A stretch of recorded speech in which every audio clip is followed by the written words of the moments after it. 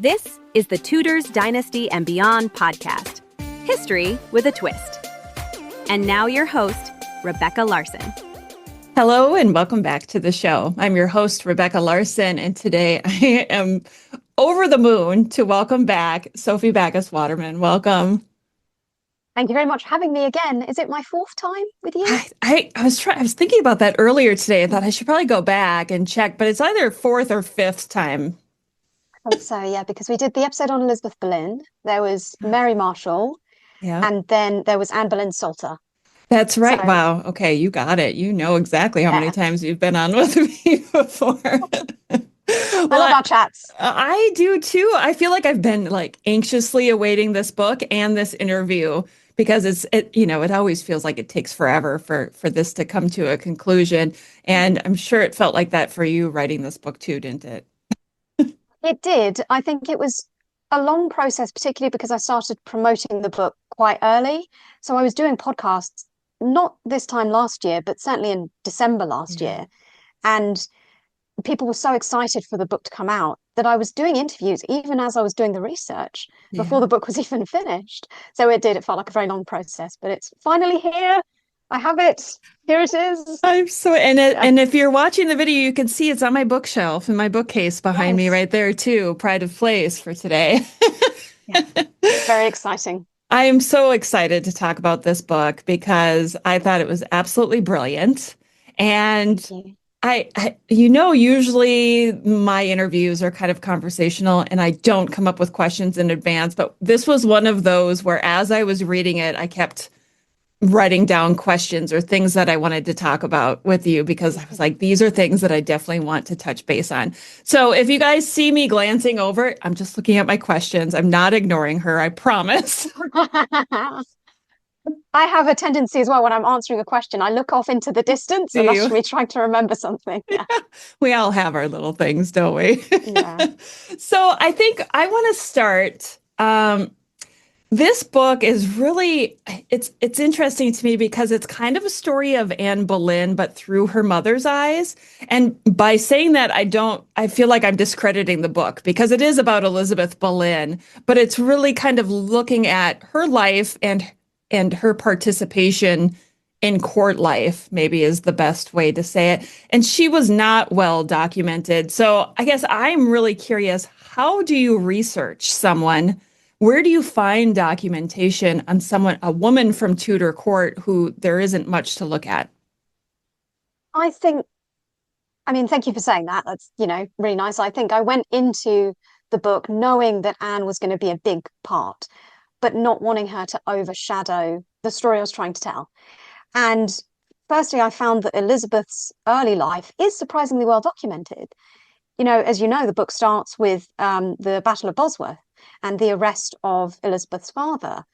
And so from there, Elizabeth's mother goes to London and then on to the Isle of Sheppey in Kent. And so when I started the book there and I realized that was the opening, that's early childhood that you can trace that journey for Elizabeth Boleyn, which was remarkable. She was only about 5 years old at that time. And we know that she was with her mother because her mother says in the letter that she has her children with her. And so that's Elizabeth Boleyn, that's that journey. And then we lose sight of her directly, but pick up again in her teenage years in Sheriff Hutton Castle. And again, the only direct source that we have for that and her presence at Sheriff Hutton Castle in Yorkshire is the poem by John Skelton, The Garland of the Laurel, where he lists all of the ladies in the household of Elizabeth Tilney, Elizabeth Boleyn's mother. So really, those are the only two direct primary sources we have about Elizabeth.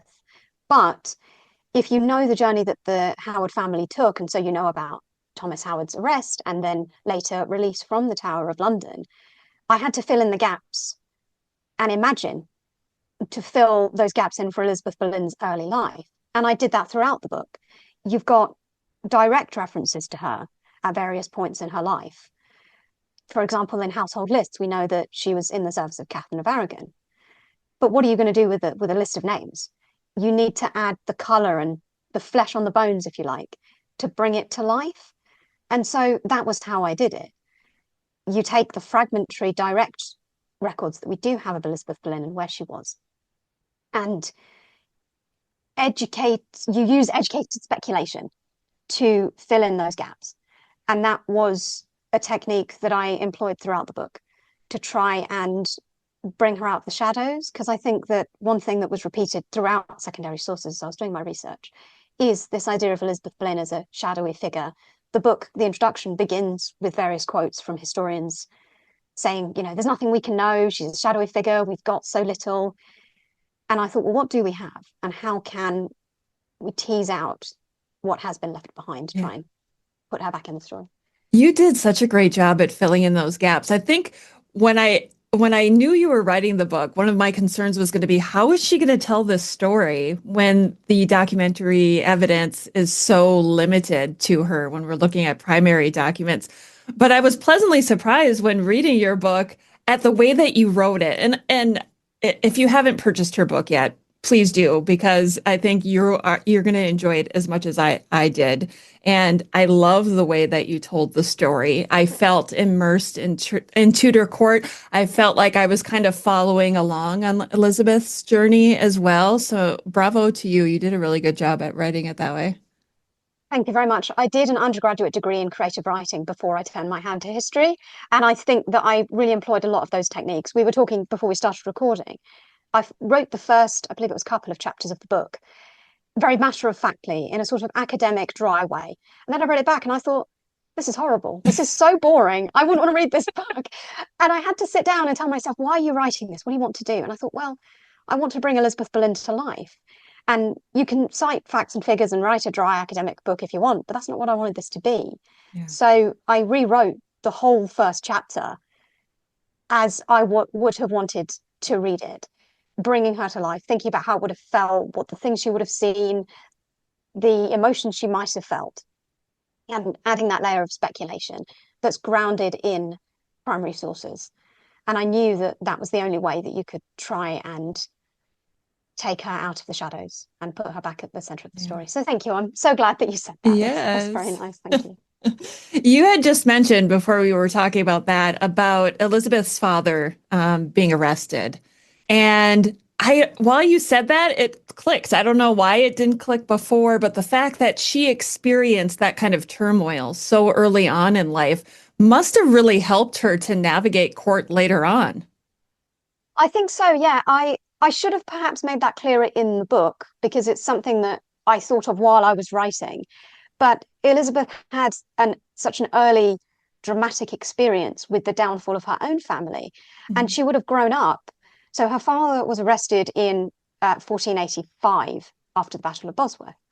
And Elizabeth, if we assume she was born in 1480, would have been about 5 years old. She would have grown up with stories of her father, who she probably never knew, in the Tower of London. She would have understood and known that the Howards used to be the center of court life, have so much power under Richard III, and then they lost it all. She would have known that. And I think it must have helped her throughout her life understand that even a great family could fall so far, as the Boleyns ended up doing. It really struck me that that was such an early and probably formative experience for her, that, as you say, helped her navigate court life throughout her life, and certainly would have perhaps helped her during the downfall of the Boleyns later in her own life. Yeah. Well, I feel like I'm going to skip over a lot because she lived quite a long time. So forgive me if you're listening and you wish I had talked about something else. You just have to buy the book, okay? I'm just going to keep saying that. Just buy the book. But I want to talk about her service under Katherine of Aragon, because I found that part of the book very interesting too, because I feel like that's a part that we don't often hear about, what it was like to be a lady for Katherine of Aragon, or even how close Elizabeth may have been with Katherine too. Yeah, that was so interesting. It was some of my favorite parts when I was writing that for the book and doing the research for that. I love the household records. I love the list of household members, and they're cited throughout the book. There's a part in one of the early chapters where I explain how I got to the conclusion that the Lady Boleyn in Catherine of Aragon's service was Elizabeth Boleyn, and not, as it has sometimes been suggested, Anne Tempest, her sister-in-law, or Elizabeth Wood, her other sister-in-law. It's been suggested that perhaps those were the ladies in Catherine of Aragon's service. But if you look at the dates and when they were married, and the evidence doesn't suggest that. It suggests that the Lady Boleyn in Catherine of Aragon's service was Elizabeth. We have direct references. She is named sometimes as Elizabeth Boleyn, and I talk about that in the book as well. So once I gathered all of those pieces of evidence, again, it was a matter of looking at where Catherine of Aragon's ladies were and how do we know what they were up to. So we know that they attended various jousts and feasts, and we've got Edward Hall's Chronicle was a wonderful source as well for filling in those gaps. I think that we tend to start the story with the great matter. You think about Showtime's The Tudors, that begins pretty much there. And we start the story so far into Catherine of Aragon's queenship and don't imagine what the early court of Henry VIII was like, Yes. and how it really was this glittering, wonderful place full of promise that Elizabeth Boleyn was at the centre of in Catherine of Aragon's service. I really wanted to pay attention to that and focus on that time because I think it has been overlooked. Yes, I really enjoyed that. So in the book, you mentioned that you thought Elizabeth may have been extremely close to Catherine of Aragon, maybe as close as Marie de Salinas. Yes, so there is one piece of evidence for that, which I teased out, which I thought was really exciting. And I ran this by Emma Cahill-Marone, Oh, who, friend of the podcast. yeah. Before I wrote in the book, I was like, what do you think of this possibility? And she said, it's certainly possible. We have a list of household members from October 1519. And in that list, there are various women in Catherine of Aragon's service. Well, there are 2 women in Catherine of Aragon's service who are mentioned by name, only 2. That is Maria de Salinas and Elizabeth Boleyn. On that same list, there is livery ordered for 2 ladies in presence, which was a particular position at court. It's quite difficult to know exactly what that entailed, but it seems to be a woman who was, well, in presence, somebody who would have dressed and undressed the queen, who would have attended mass with her in the mornings carrying her train, who would have been particularly close. Given that that list of household members says there were 2 ladies in presence, and the only women mentioned in that document, and I checked it, in person, is Maria de Salinas and Elizabeth Boleyn. It goes to show that probably those were the women. And that is fascinating to consider. Obviously, it makes sense that Maria would have been in that position, being a close friend of Catherine of Aragon's. Yeah. But why would Elizabeth Boleyn have had that position if that is the case? And it's odd that you have 2 ladies in presence and then those 2 women. So if we assume that they were ladies in presence, they had this very particular role, then Elizabeth Boleyn might have got that position because she was gifted with languages. If she needed to entertain foreign ambassadors, she might have been close to Catherine personally because she was in service from 1509. And at this point, we're talking about 10 years later. Yeah. She's been in court service for 10 years. Because we have so little direct primary evidence of Elizabeth, we've assumed that she's not there. But she was. And it's just fascinating to consider that perhaps she was closer to Catherine of Aragon than we've allowed. Yeah, I think that was one of the things that you said in the book, something about lack of evidence doesn't mean lack of attendance or something along those lines. Sure. What's the phrase? Absence of evidence is not evidence of absence. Yes. That was my motto throughout the whole book. That's so true. When I read that, I kind of smiled and thought, yes, that is so the truth when it comes to research. Okay, so she was in Catherine of Aragon's household. And of course, I'm always curious to think about how Elizabeth Boleyn would have felt during the Great Matter and everything that happened there. I mean, she had been Catherine of Aragon's mistress for quite some time at that point. And I always wonder, do you think that she was conflicted by it all? Or was she just kind of at the point where, well, now here we are with my daughter and I have to choose my daughter's side? I think it's really hard to know. We don't get any sense of conflict from the sources that survive. She pretty much leaves court service in 1522. And I talk about why that might have been in the book, because that's, Anne and Mary are on the scene by then. She might have wanted to step back. She might have got sick of all the pageantry and jousts and just wanted to go home for a while. But she leaves court service in 1522. And then she is back chaperoning Anne a couple of years later. So it's possible that in that gap, she was just, I don't know, perhaps done with court service and considered the next stage of her life, but then was forced to come back to court to chaperone Anne when everything kicked off with Henry. So she must have been conflicted. How could you not have been? You've been by Catherine of Aragon's side for all those years. It's possible, perhaps even likely, that she attended Catherine during several of her pregnancies and the losses of those children. Right. I can't even imagine what that would have been like. I wish that the sources gave us more. All we know is that she was in Catherine of Aragon's service for that long time. And then she reappears chaperoning Anne during the Great Matter. And she seems to, at that point, be very loyal to Anne and very loyal to the family. And we see her often in the presence of Anne throughout that time. So whatever inner conflict she might have had, it's possible that she considered that it was God's will, that maybe, Catherine of Aragon had failed in her service or whatever. Yeah. And so she thought that it was Anne's time. We just don't know. But it's not something that I've seen considered in a lot of secondary sources. It's not something I've seen considered when we talk about the Great Matter, even though it's been long accepted that Elizabeth Boleyn was in Catherine of Aragon's service. Mm-hmm.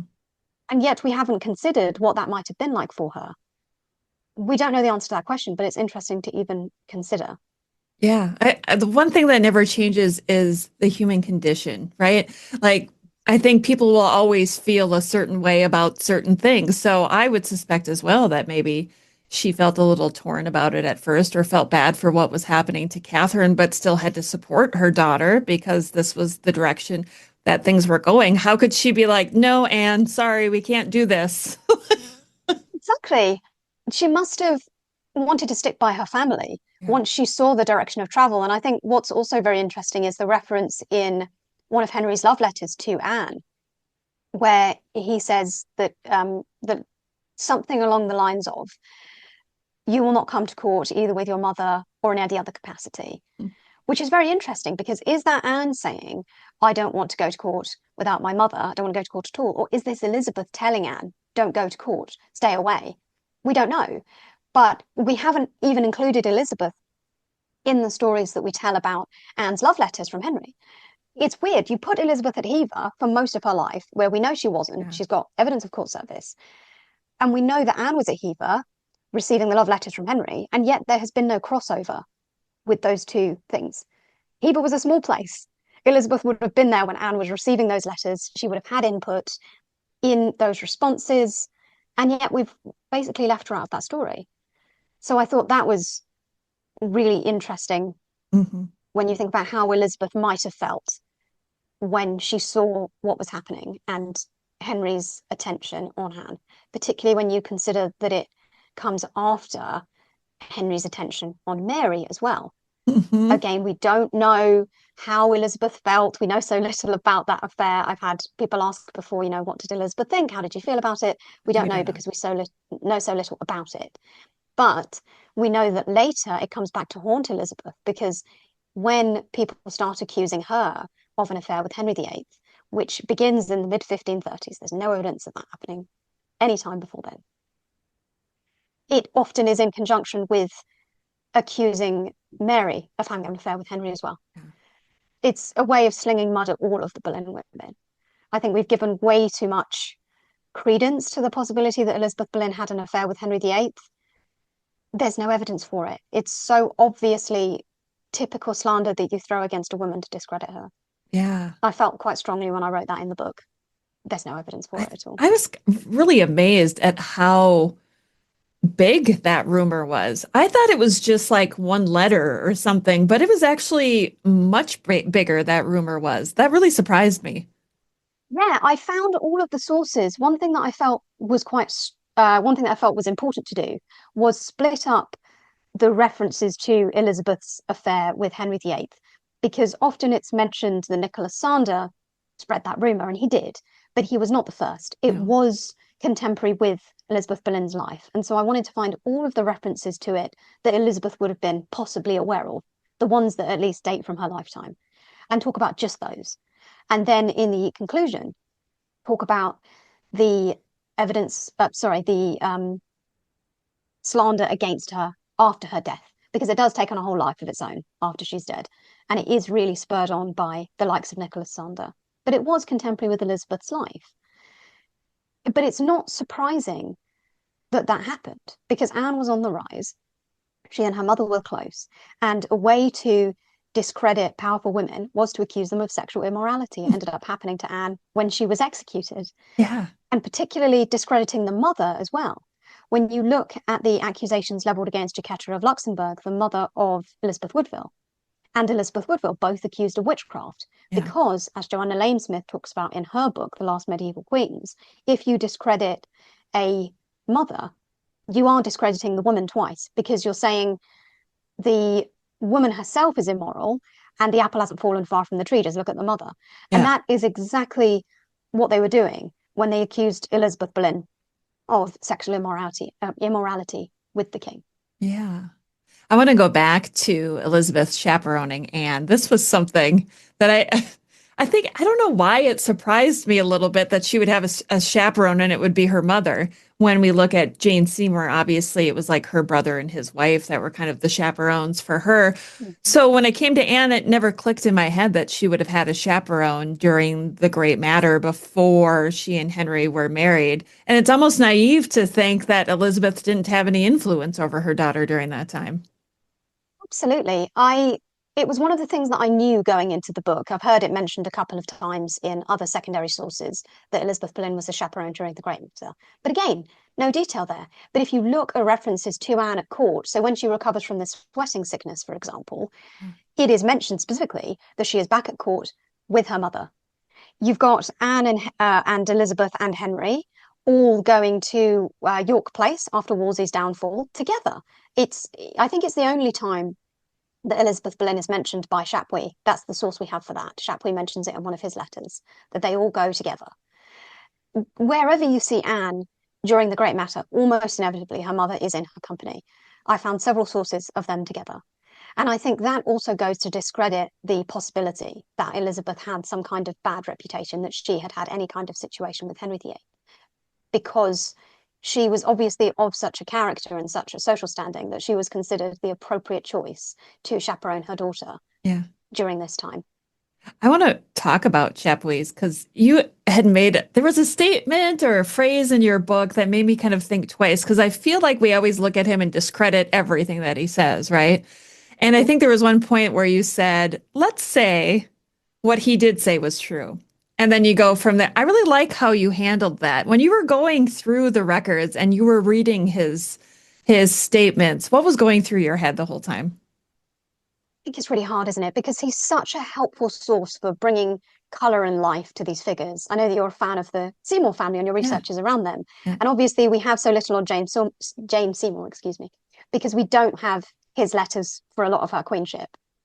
And so that's really frustrating. He adds so much color, but he reports so many rumors. He reports everything that he hears as true, which I think is very difficult and he has such a biased opinion of Anne as well. But for that particular reference, where he was talking about the fact that he'd heard that Thomas wanted to be on the juries for his children, I mean, I looked at it and I thought, we don't know if that's what Thomas wished. Yeah. But we have this source from Chapuis who was there, who knew Thomas, who was in a place to know that that may have happened, saying, I heard this said. You can't get much closer to the truth than that. If we don't have Thomas himself saying in a letter, I want to have served on the jury, then it's possible that it wasn't true. Yeah. But I wanted to take him at face value because he must have heard that said somewhere. And it's possible that it was made up. But when you have a source that tells you, I heard this said, and you have nothing else to go on, sometimes you have to take it at face value. He was in a place to know what was going on. He was right at the heart of everything. It's closer than any of us are going to be. So I found Chapuis a very difficult source to work with because he does have such a biased view and he is so anti-Anne. But at the same time, he is the source for so much information about what was going on. Yeah. So yeah, I tried to handle it carefully, I think. Yeah, I think you did it well. Thank you. You also mentioned the downfall of Wolsey, and I feel that all happened so quickly. I feel like the poor man, I feel bad for him because he was in such a difficult position. But when we talk about the downfall and death of Wolsey, one of the things that surprised me was the fact that after all of this, Anne and Elizabeth were some of the first people to go to Wolsey's place to kind of look at what he had. Yeah, that was amazing. It was one of the few references when I did my first timeline of the book, looking for direct references to Elizabeth Boleyn, only direct references. I knew that happened. And I thought, oh, that's really interesting. It may give us insight into how Elizabeth Boleyn felt about Wolsey. Did she go just as a chaperone with Anne because that was her position at the time? Or did she go because she was proud of the family and triumphant of the downfall of Wolsey, who she may have considered a failure for not getting the annulment that he'd promised? It's possible that that's how she felt. We know that Anne has often been credited with the downfall of Wolsey, and whether or not that was true and all of that is a completely other separate conversation. But Elizabeth would have had her own feelings about this man and possibly would have harboured some resentment towards him for breaking up Anne's engagement with Henry Percy, as he did all those years ago. As we say, that was the source of Anne's resentment towards Wolsey herself. Yeah. Elizabeth may have felt the same way. So it's just interesting to retell Anne's story and put her mother back in it. It's such a familiar story. But once I got to the portion that was about Anne, once Anne came back to England, I was like, right, I know the story's going to change because we're going to cover some very familiar ground to a lot of people for the Tudors. Yeah. But what if her mother is also there for these things? What if she actually has opinions on what's going on and is present for the things that are happening and is a witness to these events and has a say and some agency in this story? She's never there. When we talk about biographies of Anne, when we talk about media representations, she's just completely left out of the story. And so just by putting her back, it completely changed things on its head for me. And suddenly her appearance and her presence at that journey to York Place to look at Wolsey's belongings had its own agency and had its own history, her own relationship with Wolsey, her own experience. It added a whole new layer of depth.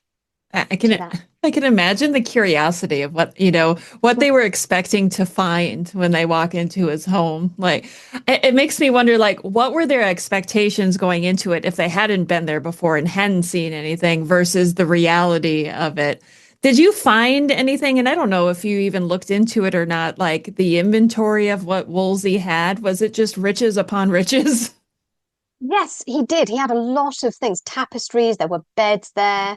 There is a lot of evidence of the stuff that he had. I do list it in the book. That's right. And he was a very wealthy man, and they must have been very impressed and pleased with the inventory of stuff that they got from him, particularly when you consider an earlier reference to Elizabeth Boleyn and Anne's relationship with Wolsey. Another rare mention of Elizabeth in secondary sources about Anne is the meeting between Anne, Elizabeth, and Thomas Heneage in 1528, and it's a wonderful story. I love it so much, where Heneage is on his way to dinner, and Anne and Elizabeth are on their way to dinner with the king, and they stop Heneage, and Anne says, "Oh, I worry that Wolsey has forgotten about me because he owes me a token and hasn't given it to me." And then Heneage says, "Oh no, madam, he hasn't forgotten at all." And then Elizabeth jumps into the conversation, and it's the only time that we really hear her speak for herself in a source. And she says, "Wolsey promised me a morsel of tunny," meaning a morsel of tuna, "from his pond, and he has not given it to me. And I have already raised this issue with another of Wolsey's servants, someone who is called Forrest in the letter."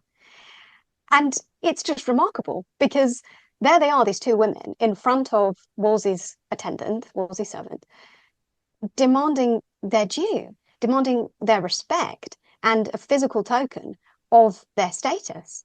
So Elizabeth wasn't just a silent chaperone to Anne, she was there speaking up for herself and for what she was owed as Anne's mother. And Anne was also saying, "You owe us this." It's just fascinating to imagine the kind of political machinations behind the scenes. And Heneage ends his letter by apologizing to Wolsey. He's writing to him to inform him of this event. And he says at the end of the letter, "It is the conceit and mind of women," which is such a dismissive thing to say, but it's not. It's absolutely not. It is a political move on the part of Elizabeth and Anne to remind Wolsey, we are here, we are owed this due, then you need to give it to us. Yeah, it was great. I feel like in a way it was Elizabeth showing Anne how to wield this new power that she had. Yeah, I think so. It's entirely possible. She had her own long court career and her own experience there. Yeah.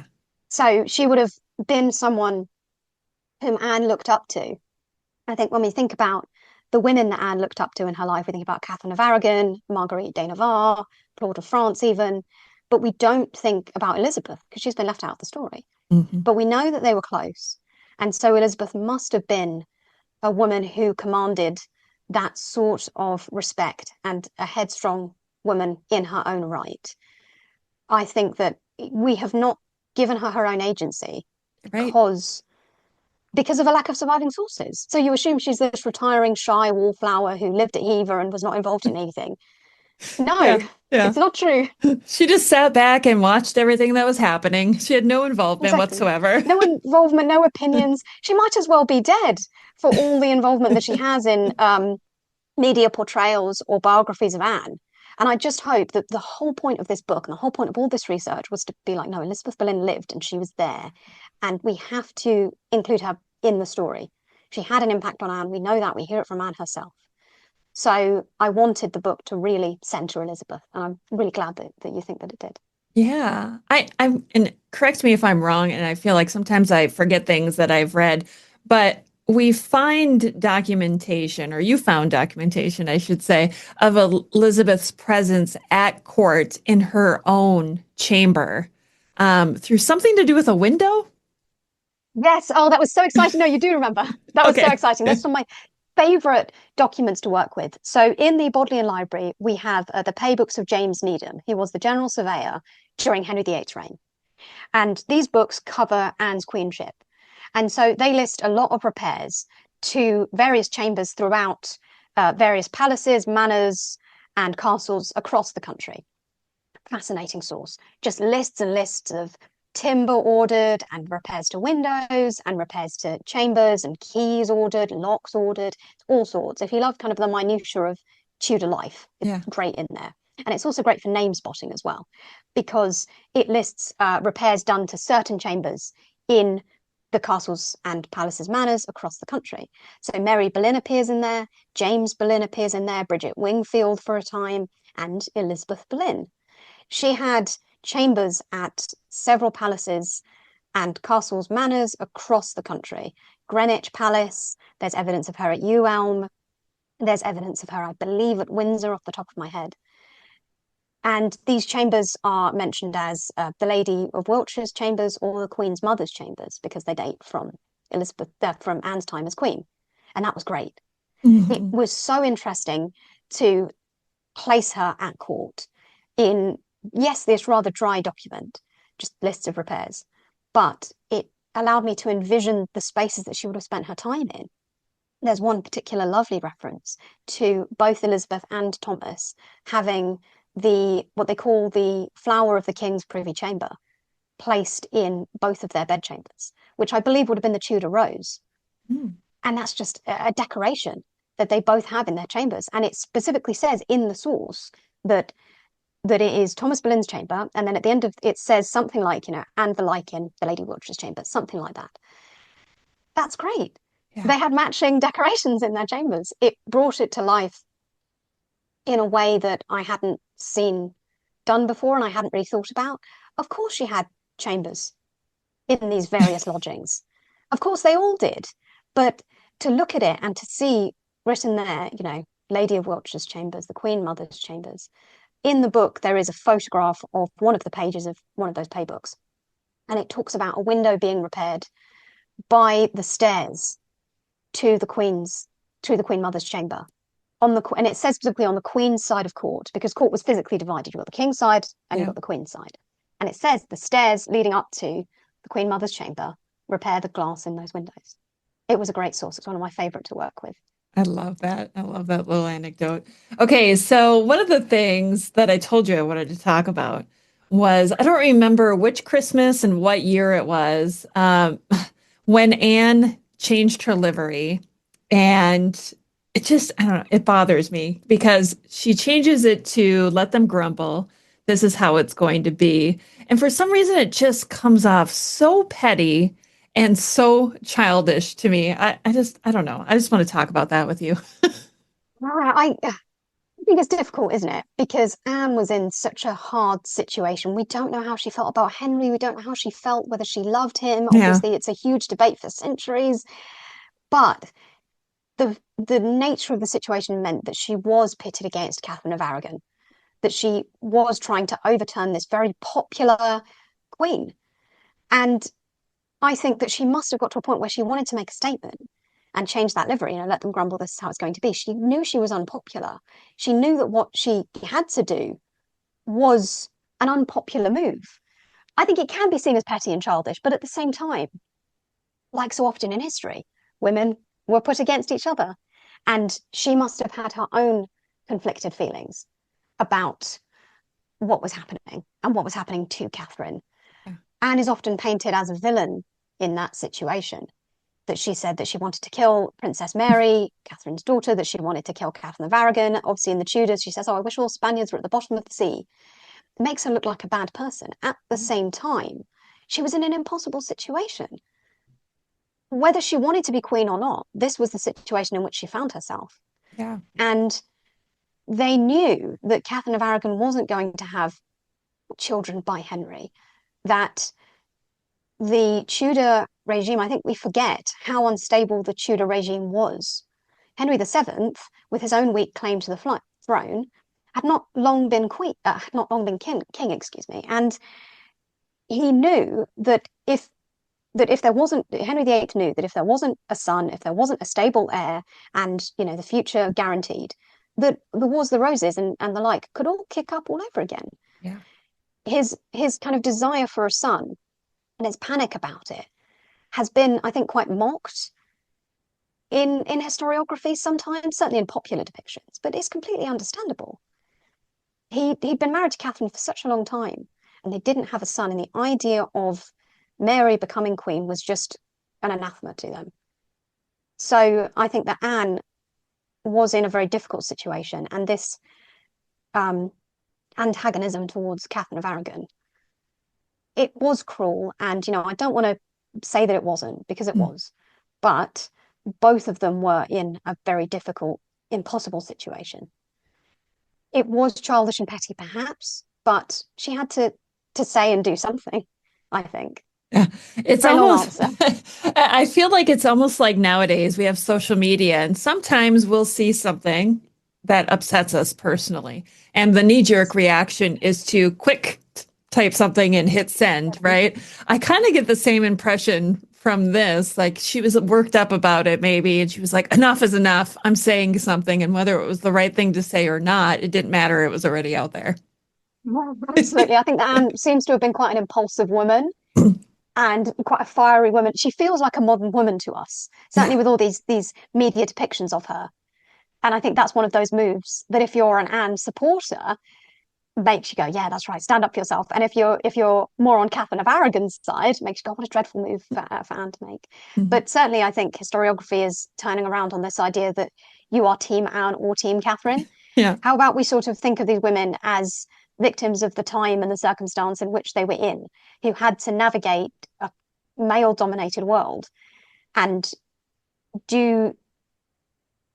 use their soft power and use, the embroidery of livery, a very feminine thing, embroidery. But Anne was using it to make a statement and to try to exert some control and power over a situation. Yeah. One of the things that I definitely wanted to talk about that I hadn't considered until reading your book, I feel like there was a lot of those moments while I was reading your book where I thought, I haven't thought of it that way before. But you had mentioned how Henry VIII and pretty much everybody knew that Anne's status needed to be raised in order for her to marry the king. And I had this immediate thought that was, well, that's interesting that he thought that for Anne, but none of the other English-born wives had to have their status changed. I think that it's probably because Anne was the first for Henry, and he felt like she needed to be raised up to the peerage as she was to give her that status because it was new ground for him. He would have possibly been considering Elizabeth Woodville and the marriage of Edward IV there and how that had gone, and how unpopular that had been. And so wanted to try and put Anne on a higher status, which is why he raised her to the peerage as he did. But then it didn't happen for the other wives because Anne was the precedent. After Anne was dead, Henry could pretty much do whatever he wanted. And so it didn't happen for the other wives because it didn't need to happen, because Anne had already set the precedent that he could marry an English-born woman without, and therefore didn't need to raise her up, if that makes sense. Yeah, yeah. There's so many things I found so fascinating about your book, but I feel like we're getting away from Elizabeth a little bit. I do like, and this is one of the questions, that's why I'm glancing over. I do like how you compared Elizabeth's involvement with that of other English-born mothers of queens, if that's the right way to say it. When we look at Jacquetta and Elizabeth Woodville and women like that, Anne Neville and her mother, how do you see Elizabeth being different from those women, or do you think she was pretty much the same? I think that there are similarities between those queens and their mothers. It was really exciting because I was reading Joanna Lane Smith's book, The Last Medieval Queens, just reading it because it was an interesting book. And there is a part of her research where she talks about English queens and their mothers, and she cites those examples. She talks about Jacquetta of Luxembourg and Elizabeth Woodville. She talks about Anne Beecham Beauchamp and Anne Neville, and then Elizabeth Woodville and Elizabeth of York, and their involvements in their daughters' queenships. And I thought, this is great. I can compare it to Elizabeth Boleyn. And the comparisons, as we talked about earlier, certainly between Jacquetta of Luxembourg and Elizabeth Woodville and the accusations for witchcraft they both that were leveled against both of them. That was very helpful when you think about the accusations for sexual immorality leveled against Anne and Elizabeth. Yeah. But similarly, it seems like there was no real kind of particular office of queenship, queen mother, that Elizabeth Boleyn stepped into when she became queen. That it seems to have been an office and a position that was defined by the women who held it. And so when you look to what would have been recent history for Elizabeth Boleyn and those women, a lot of them are quite passive during their daughters' queenships for various reasons. And Beauchamp was declared legally dead in order for her heirs to split up her inheritance. And Jacquetta of Luxembourg again accused of witchcraft, and Elizabeth Woodville famously retiring to Bermondsey Abbey for unknown reasons during Elizabeth of York's queenship. They all seem to have had that kind of passive role in their daughter's time as queen because they posed a political threat to the kings and their wishes, because the relationship between mothers and daughters was particularly close and considered to be a threat to females working together. That might go some way to explain why Elizabeth Boleyn seems to have taken a more passive role during Anne's queenship. But then again, we have Elizabeth's involvement in hiring people for Anne's household. So she makes the suggestion that Elizabeth Barton serve in Anne Boleyn's household. Yes. She also is, it's fascinating, right? Yes. She also is possibly the instigator to get the mother of maids, Mary Marshall, which we talked about in a previous episode, into Anne's household. She might have been involved in the hiring of other people as well in Anne's service. So she does seem to have been involved. But I think that when you look at previous mothers of English queens and their passivity in their daughters' reigns, it does make some sense as to why Elizabeth Boleyn might have. So I think there's a lot of comparisons there, but also some differences, because we do have evidence that Elizabeth Boleyn was politically involved in Anne's queenship. I love that you mentioned Elizabeth Barton, because I totally forgot about that. And I think that was one of the things that I just read today, too, where I thought, that is brilliant. Like, what's the saying? Keep your enemies closer, right? I feel like that was such a smart idea for them to have to do that, but it didn't happen, did it? It didn't, no. Elizabeth Barton was ultimately executed, but it's really interesting. Again, it's one of those things when I was putting together a timeline of where does Elizabeth Boleyn show up? You've got Elizabeth Barton's deposition, and she says in November 1533, Anne has not long been queen, that the queen's mother wished that she wait on Anne Boleyn. random reference, doesn't make any sense out of context. But then when you think about Elizabeth Boleyn's own family history with the Howards and how her sister Muriel Howard served in the household of Elizabeth of York alongside Catherine Gordon, famously the wife of Perkin Warbeck. Yeah. Was he Richard? Whole other podcast. Right. But if you think about the fact that Muriel probably knew Catherine Gordon, and Catherine Gordon was placed into Elizabeth of York's household to send a public message that this political enemy of the Tudors had been neutralized. And you do that by placing the wife of the traitor, so in this case, Catherine Gordon, into the Queen's household, and she has to walk several steps behind the Queen for the rest of her service, and she is publicly denigrated. That suddenly placing Elizabeth Barton into Elizabeth's household makes sense. Yeah. When you think about why Elizabeth Boleyn might have made that suggestion. The other thing, I was talking to Estelle Perrant quite recently about this. She also pointed out something which completely passed me by, which is that it would have been an act of mercy, because Elizabeth Barton therefore wouldn't have been executed if she was in Anne's household. She would have been safe. So that's also a possible motivation for that suggestion on the part of Elizabeth Boleyn. Certainly it suggests that she had an involvement in Anne's queenship and in the household staff of Anne's time as queen. Yeah. Well, I feel like there's so many more questions that I have, but we are starting to wind down on time a little bit here. Maybe let's kind of go in the direction, obviously, the last days of Anne Boleyn and Anne Boleyn's execution and George's execution, and whether or not Elizabeth was present for those. Can you talk about that too?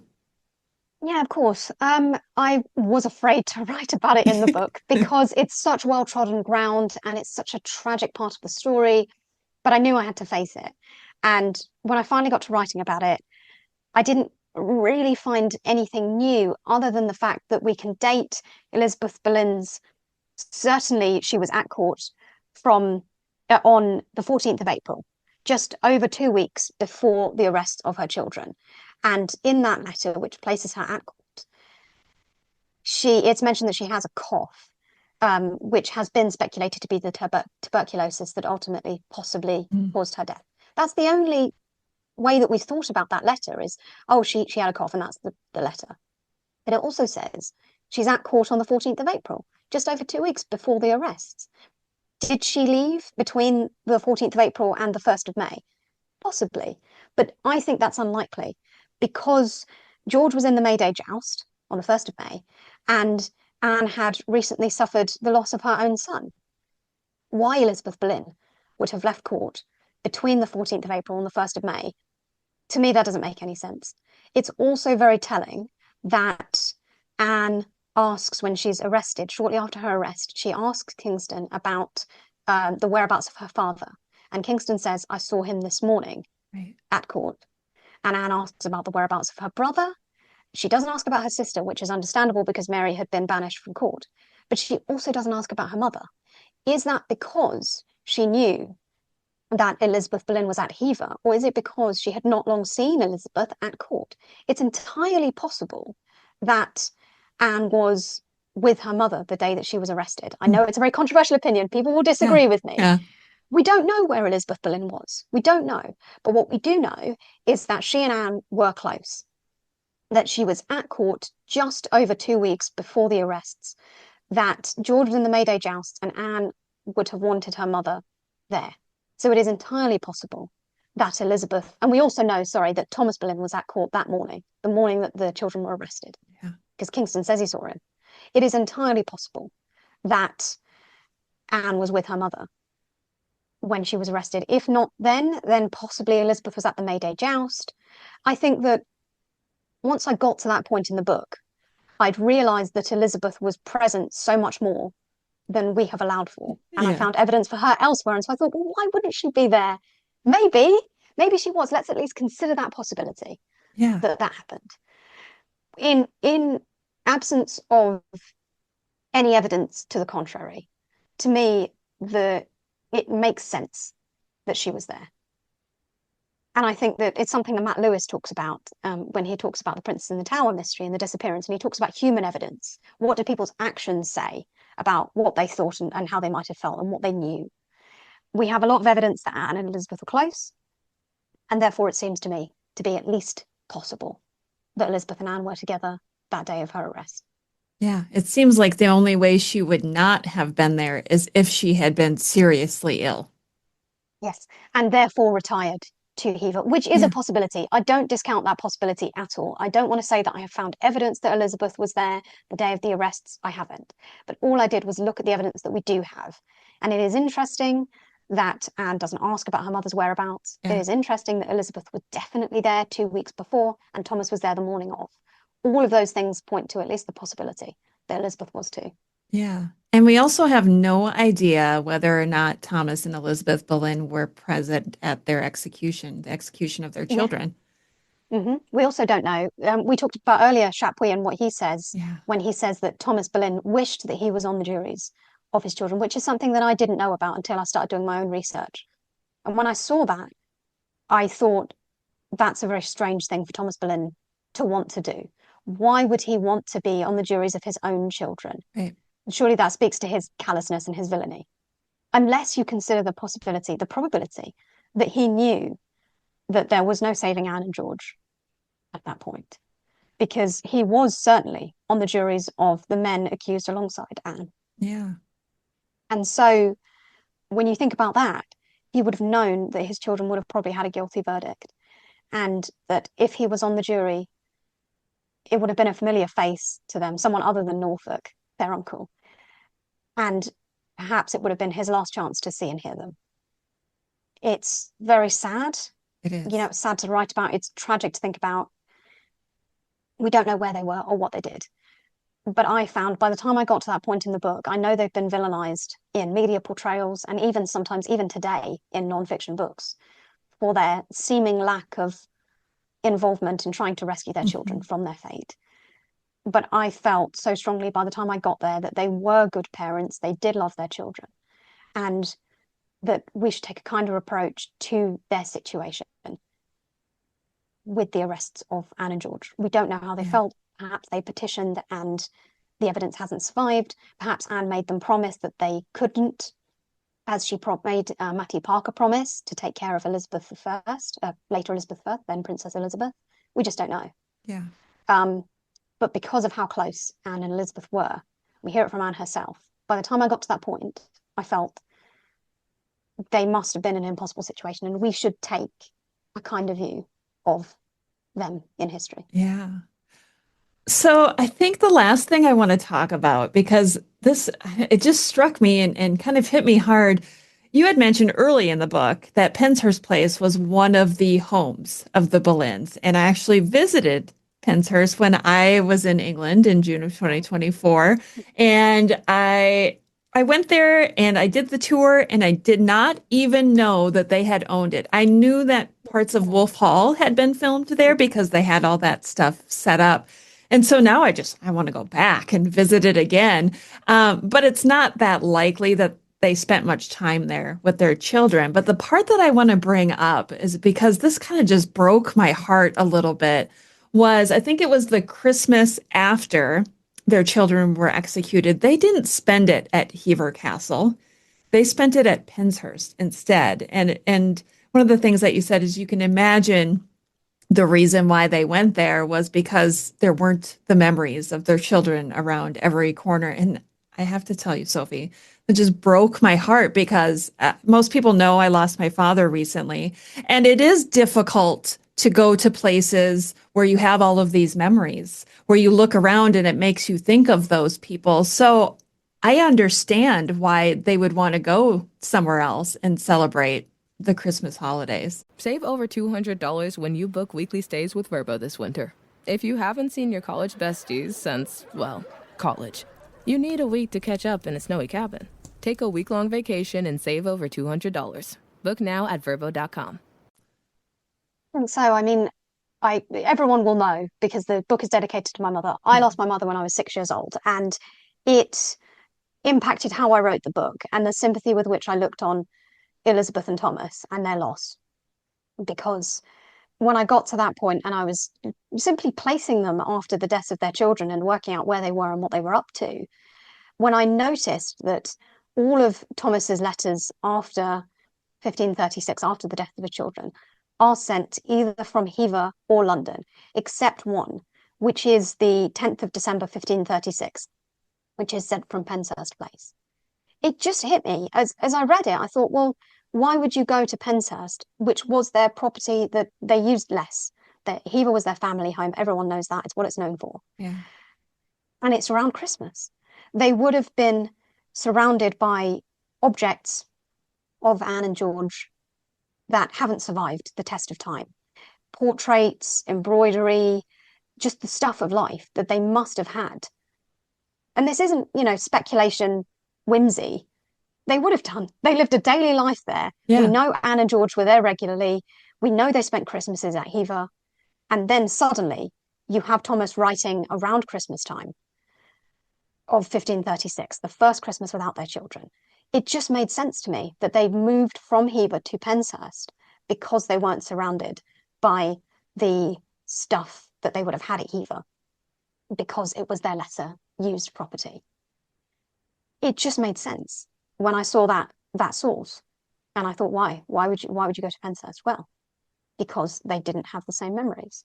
Yeah, that was really what I wanted to do when I wrote the whole book, was humanize everyone in this story. It's such a familiar story, the rise and fall of Anne Boleyn. We know it like the back of your hand, but going into it with this new angle, I wanted to try and bring it to life and say, these people really lived, and all I could do was try and bring Elizabeth out of the shadows as much as possible with the scant sources that we have.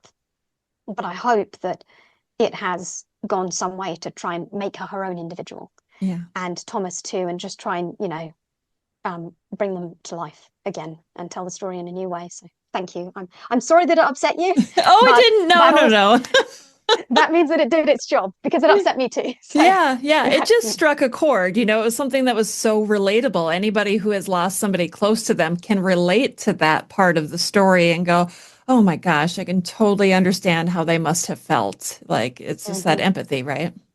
Yeah, absolutely. I think that perhaps we might need more empathy in history. Mm-hmm. You sort of think of these people who lived 500 years ago and you imagine, they're so completely different to me. And of course they are.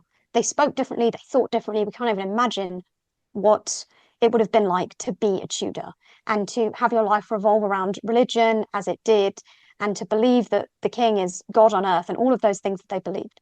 But as you said earlier on in this conversation, people are always people. Human nature really doesn't change. Right. They lost their children. You can't even imagine, particularly when you consider Elizabeth's loss of her other children, Henry and Thomas, who seem to have died in infancy. Yeah, it's unimaginable, and I'm glad that I seem to have done it justice. That's a relief. Thank you. You definitely did. I hate to end it there because obviously there's more to the story, but I have to leave it like a cliffhanger so that people buy your book. I feel like today in particular, so we were recording this on the 30th. Today is your UK publication day, and you are like the queen of social media today. Every social media feed that I'm on, all I see is you and your book. It's amazing. Thank you. That's so good. I'm so excited that it's finally out. It's done. It's in the world. People can read it. And there's some new discoveries in there, which we haven't talked about, but we can't because they're in the book. Yeah. But there's some really exciting documents, and there's a whole story that people seem to be enjoying. So that's great. It is UK Publication Day today, and it is so exciting. Thank you. Yeah. So if you're in the US right now and you are desperate to get your hands on it, because it doesn't come out in the US until March, which seems like forever. But I think that you can find it at Blackwell's is probably the best place, right?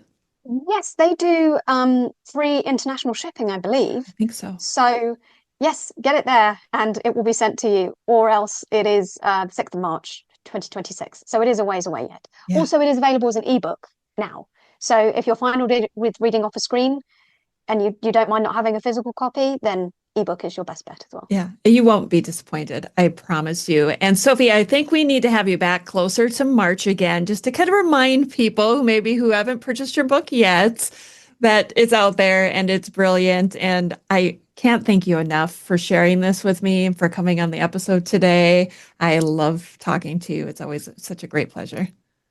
Thanks so much for having me. I'm happy to come back anytime and talk about Elizabeth Boleyn again. Deal. Thank Thank you. you.